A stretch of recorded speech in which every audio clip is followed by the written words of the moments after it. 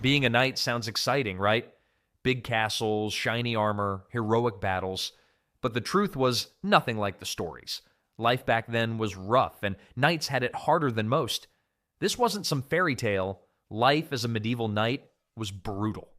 The real question is, could you handle it? It all started early. Not early in the day, but early in life. At just 7 years old, your childhood ended. Not because you misbehaved, but because that's when knight training kicked in. While other kids were learning how to spell, you were packing up to serve a lord you'd never met. At age 7, these young boys became what was called a page. This wasn't just some light after-school activity. This was their entire life now. They moved into the castle of a lord or knight, often someone they'd never met before.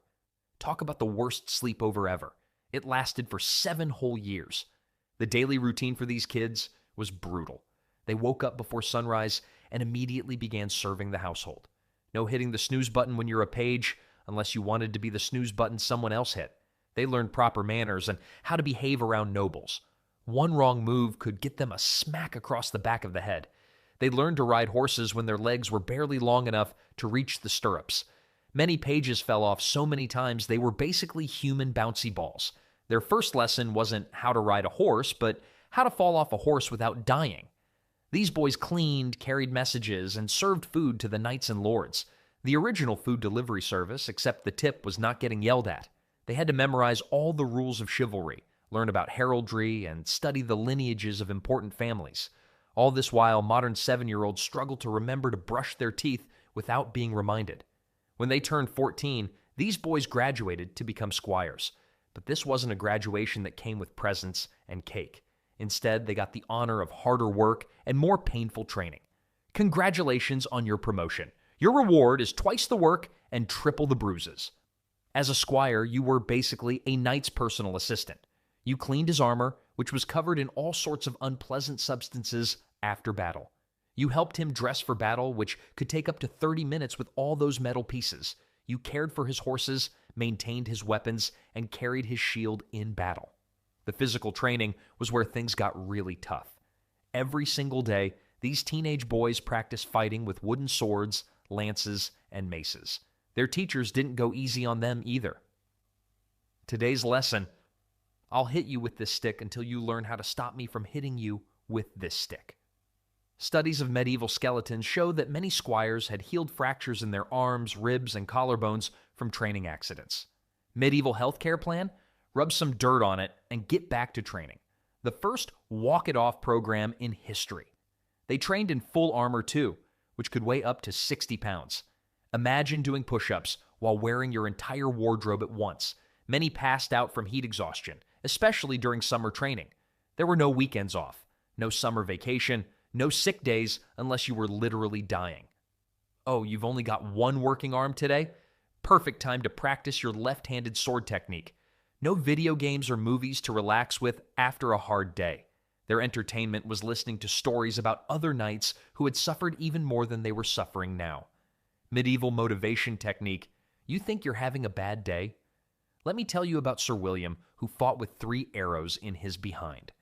This brutal training continued for 7 more years. By the time these young men reached 21, they had spent 2/3 of their lives preparing for knighthood. Their bodies were already covered in scars, and many had broken bones that never set quite right.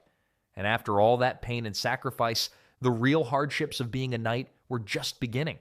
Because becoming a knight wasn't exactly a fancy celebration with cake and presents either.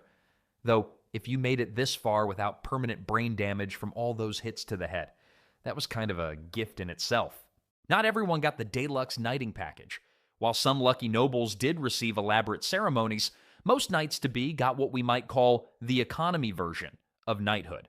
Many were knighted right on the battlefield, covered in mud and blood, minutes before they might die. Talk about a rushed promotion. Congrats on the new job title. Now try not to get killed in the next hour. The battlefield knighting was quick and dirty. The commander would tap the squire's shoulders with a sword and mutter a few words. No music, no feasting, just a quick, "You're a knight now," and back to the chaos. Historical records from the 100 Years' War show that during the Battle of Crécy alone, over 200 squires were knighted this way, with more than half of them dying within the same day. Medieval career advancement came with some serious fine print. For those who did get the traditional ceremony, it wasn't exactly a fun party either. The night before becoming a knight, candidates had to undergo a ritual called the vigil. This meant staying awake all night in a cold church, praying nonstop while wearing white robes to symbolize purity. No snacks, no bathroom breaks, just hours of kneeling on stone floors until your knees felt like they were on fire. During this all-night prayer session, the soon-to-be knights had to confess all their sins to a priest. Every single one. From stealing apples as a child to impure thoughts about the miller's daughter. Nothing builds team spirit like sharing your deepest secrets with your fellow knights in training while your legs go numb from kneeling. By morning, these poor guys were exhausted, hungry, and probably questioning their life choices. Then came the actual ceremony where they had to kneel again on those already aching knees while various pieces of armor were handed to them one by one. Each piece came with a lecture about what it symbolized. The helmet represented dignity, the sword meant justice, the shield stood for protection of the weak. According to medieval manuscripts, some of these ceremonies could take up to 3 hours. Imagine standing there in half your armor, trying not to fall asleep, while someone drones on about what your left gauntlet symbolizes spiritually. And you thought graduation speeches were boring. The final act was the dubbing, a blow to the neck or shoulder with the flat of a sword. This wasn't a gentle tap either. Records from the 13th century mention that the blow should be hard enough that he shall remember it all his life. Nothing says welcome to knighthood like a good whack that leaves a bruise for weeks. After all this, there was usually a feast, but unlike modern graduation parties where you get to relax, the new knight had to serve food to everyone else first, wearing full armor the entire time. Historical accounts tell us that many new knights couldn't even enjoy their own celebration meals because they were too nervous about their first assignments. Because here's the real kicker. Immediately after becoming a knight, you were expected to prove yourself worthy of the title. Many were sent straight into dangerous missions or told to prepare for battle.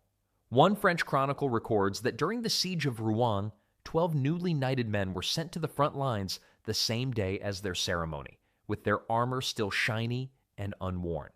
So you survive 14 years of brutal training only to face an uncomfortable ceremony followed by an immediate life or death situation.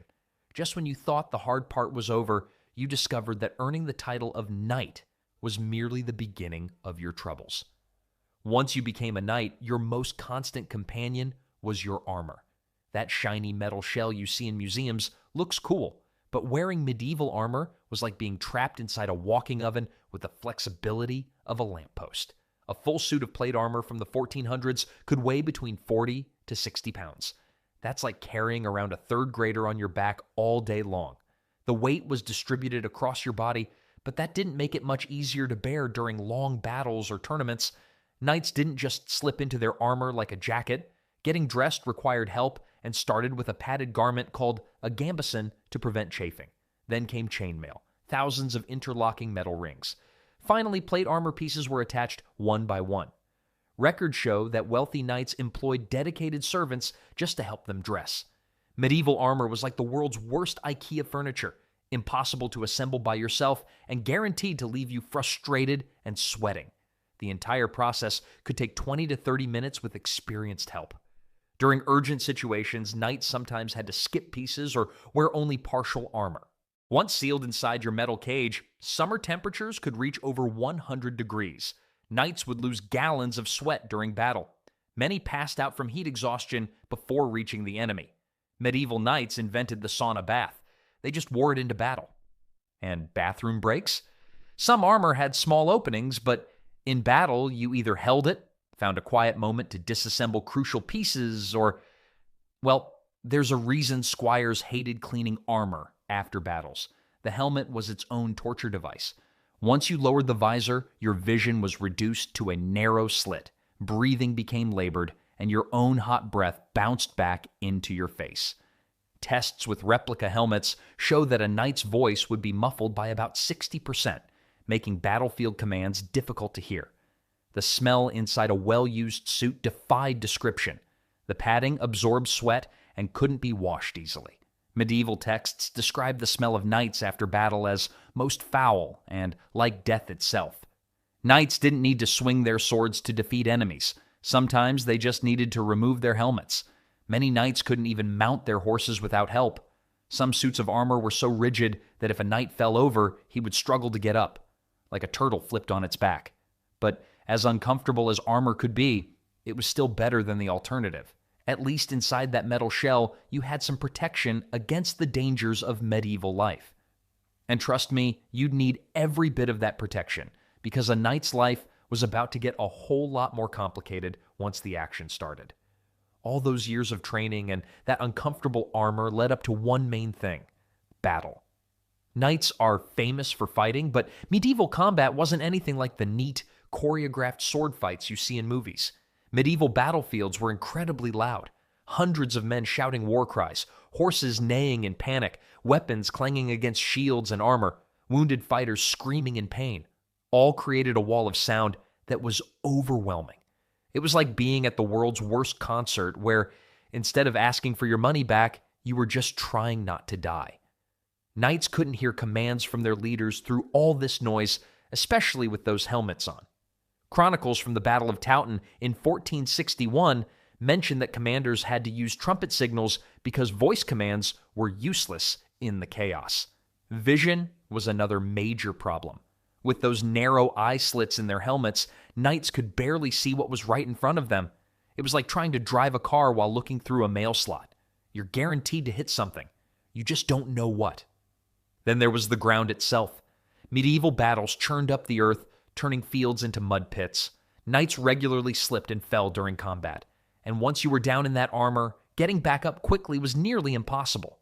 Nothing says mighty warrior like flailing around in the mud like a flipped turtle while someone tries to stab you. Contrary to popular belief, knights didn't usually die from dramatic sword cuts. Most battlefield deaths came from blunt force trauma, maces, war hammers, and poleaxes that could dent armor and crush the person inside it. Medical examinations of skeletal remains from medieval battlefields show that many knights died from head trauma, despite wearing helmets. The actual fighting was nothing like elegant duels. It was more like a violent shoving match where everyone was trying to knock their opponents down. Knights would grapple, wrestle, and use their shields as weapons. Battle could last for hours. Knights would become exhausted, dehydrated, and disoriented. Many died not from wounds, but from heat exhaustion. A Spanish battlefield account from 1385 described knights who fell without a wound, their strength baked out of them by the sun and their own armor. Even if you won the battle, you might not survive your wounds. Medieval medicine was primitive, and infection was a major killer. Medieval antibiotics consisted mainly of prayer and hoping for the best. One curious fact, most battles weren't actually that deadly for knights specifically. Common foot soldiers died at much higher rates than knights. This wasn't because knights were better fighters, it was because they were worth more. Capturing a knight alive meant you could demand a ransom for his return. Medieval combat had its own VIP section where the entry fee was paid in fancy armor and the exit fee was paid in cold, hard cash. After surviving the chaotic nightmare of medieval battle, knights might have hoped for some well-deserved rest. But the harsh reality of knighthood meant that danger and hardship weren't limited to the battlefield. When they weren't fighting in chaotic battles, knights had what you might call normal days. But don't picture them lounging around in castles being fed grapes by servants. A knight's daily routine was filled with responsibilities, rules, and more of that never-ending training. Dawn broke early for knights. Most were up before sunrise, beginning their day with prayer. The medieval version of a morning coffee was kneeling on a cold stone floor while your knees screamed in protest. After prayers came a light meal, usually bread and ale, sometimes with cheese or cold meat. Then came training. Yes, more training. Even experienced knights practiced their combat skills daily. Many knights devoted 2 to 3 hours each morning to physical training, regardless of the weather. Medieval training manuals suggest that knights should be able to mount a horse in full armor, ride at full gallop, and strike a target accurately with a lance. For knights who managed their own lands, which was most of them, the late morning and afternoon were filled with administrative duties. They had to settle disputes among peasants, collect taxes and rents, inspect their property, and meet with stewards. A knight's accounting ledger from 1407 shows that he spent more days dealing with property disputes than he did in actual combat. Being a medieval knight was like being a warrior, judge, tax collector, and property manager all rolled into one, except without the benefit of a smartphone calendar to keep it all straight. These land management duties weren't glamorous. Knights often had to decide who owned which chicken, where exactly a property boundary ran, or whether someone had the right to fish in a particular stream. One English manor's records from the 1300s show that nearly 40% of all cases brought to the knight involved stolen or damaged livestock. You train for 14 years to be an elite warrior, only to spend your Tuesday afternoon deciding who owns a questionable goat. Knights also had to enforce local laws and keep the peace. They were responsible for catching criminals and sometimes even carrying out punishments. This could involve organizing manhunts for outlaws, investigating crimes, and maintaining stocks or pillories for minor offenders. Food was another daily concern. Medieval meals for knights were substantial but not particularly fancy on normal days. An average knight consumed around 5,000 calories per day to maintain the strength needed for their physical demands. Records suggest knights ate about 2 pounds of meat daily, much more than the average peasant, but necessary for their lifestyle. Throughout all these activities, knights had to follow a strict code of behavior. The chivalric code wasn't just for special occasions, it governed everything from how a knight spoke to ladies to how he treated people of lower social status. Even leisure time came with obligations. Knights were expected to be accomplished in the knightly arts, which included music, poetry, dance, chess, and falconry. These weren't just hobbies, but social requirements. Medieval knights had to be deadly warriors by day and sophisticated entertainers by night, like a brutal combination of MMA fighter and theater kid. The physical toll of this lifestyle was immense. Even without battle wounds, the daily grind of training and labor left permanent marks on a knight's body that would follow them through the rest of their lives. After years of brutal training, tournaments, and battles, knights paid a heavy price with their bodies. Most were physically worn out by the time they hit 40, practically elderly by medieval standards. Knee problems were almost universal among knights past 30. Years of mounting horses, jousting, and fighting in heavy armor destroyed their knee cartilage. Studies of knight burial sites show knee joints with severe arthritis and signs of repeated trauma. Medieval knights invented the midlife crisis, only instead of buying a sports car, they just couldn't climb the stairs anymore. Back problems were another constant companion. The weight of armor and the impact of riding damaged the spine. Nearly 80% of examined knightly remains had compressed or herniated vertebrae. Many knights developed a permanent stoop as they aged. Shoulder injuries came from swinging swords and taking lance strikes. Hands developed early arthritis from gripping weapons. A knight with 40-year-old hands had the grip strength of a modern 90-year-old, making both fighting and writing love poems equally challenging tasks. Broken bones often didn't heal properly, leaving knights with crooked limbs. Head injuries accumulated from repeated concussions, which medieval medicine couldn't properly treat. Medieval knights basically invented CTE long before football players, just with more dragons in the mix. Wounds that never properly healed created chronic problems. Without antibiotics, even minor cuts could become infected. Dental problems were widespread due to their sugar-rich diet and lack of dental care. The medical care available was limited at best. Medieval medical advice basically boiled down to drink this mysterious herb tea and pray really hard, with predictably mixed results. Some knights retired early due to these physical limitations, sometimes as young as 35. Others joined monasteries where the more sedentary lifestyle gave their battered bodies a chance to recover. One French abbey had a special infirmary section for aged warriors seeking the peace of God and relief from their pains. Despite knowing the physical toll awaiting them, young men still eagerly pursued knighthood. The social prestige was powerful enough to overcome the certainty of a broken body by middle age. While real knights were limping around with bad knees and chronic pain, medieval storytellers were busy transforming the brutal reality of knighthood into something magical. The pain, stink, and endless drudgery got edited out, replaced by tales of perfect heroes performing impossible feats. Old songs made knights seem like superhuman figures. They could fight for days without tiring, defeat dozens of enemies, and always looked magnificent in their gleaming armor. The medieval equivalent of airbrushing, just paint over those battlefield infections and pretend that armor never chafed.